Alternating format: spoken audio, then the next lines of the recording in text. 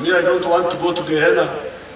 And when I go, I will tell God that I told them. In the Ankole area, there were no cash crops by the end of colonialism. Only there was one sub-county which had some coffee, and then there was another sub-county which had tea. Otherwise, the whole of Ankole, although very rich in terms of land, they didn't have any cash crops. So that's one problem, to get the people who are not involved. So they had wealth, but not money.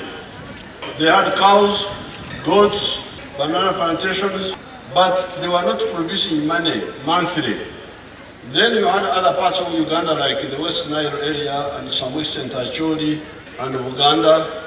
These ones had sort of got a bit involved with cotton, coffee, and in West Nile they introduced tobacco.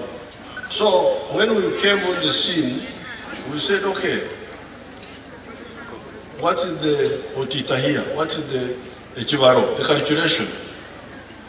Because we don't want to just produce cotton or tea or whatever without the families getting out of poverty. And therefore, the first question we asked was, what is the average land holding in this area, a homestead? That time when I started raising this issue here in 1995, I was told that in the Lukubara area, some of the areas, the land holding is 2 acres per family.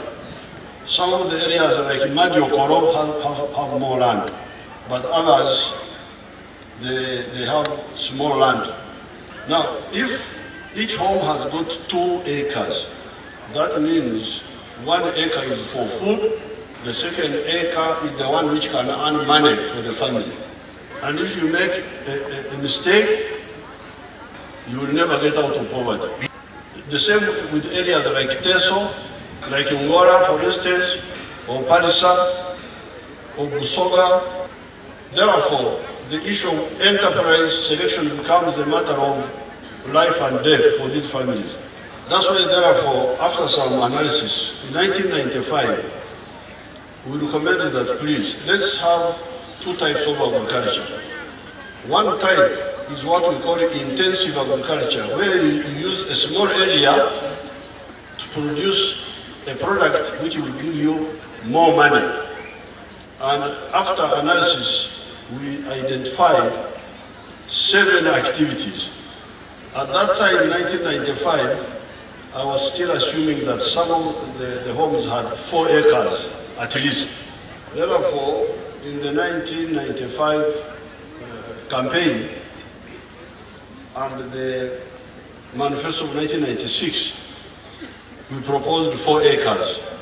And I'm glad one of the speakers, I think he was a member of parliament, who said people were laughing at me that how can a whole president come to talk about mangoes? There was one who spoke like that he was a young boy and he had people laughing at me. Don't worry, those people laughed at Jesus also. Because I could see danger for my people in front there. The modern life is based on money. You need money to build a good house. You need money to clothe your family. You need money to buy supplements to your diet which you are not producing at home. We still need money for education for the children.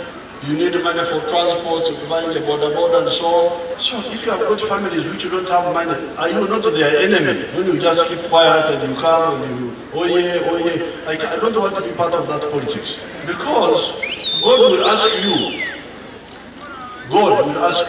you are leading those people. You saw they didn't see where the future was. Why did you keep quiet? And you educate your own children, and their children are staying at home. Me, I don't want to go to Gehenna. And when I go, I will tell God that I told them.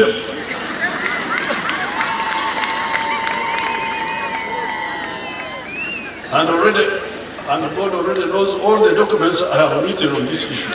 So that's why we said, because the land, there's also another mistake. The one of fragmenting land when the head of the family dies.